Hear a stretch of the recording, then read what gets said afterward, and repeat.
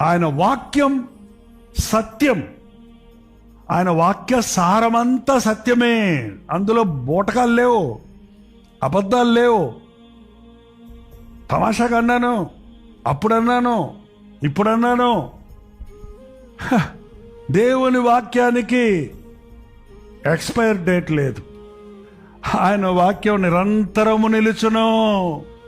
ఆకాశము భూమి గతించిపోద్దేమో కానీ ఆయన వాక్యమో నిరంతరం ఉంటుంది.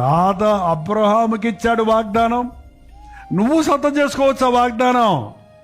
ఆ వాగ్దానం అబ్రహాంకి ఒక్కడికి సొంతం కాదు, నమ్మినోడందరికీ సొంతమే. అది అబ్రహాముకు పనిచేసిన వాక్యం ఈరోజు నీకు పనిచేస్తుంది. యోసేపుకు దీవించిన వాక్యం ఈరోజు నిన్ను దీవిస్తుంది. దావీదును హెచ్చించిన వాక్యం ఈరోజు నిన్ను హెచ్చిస్తుంది.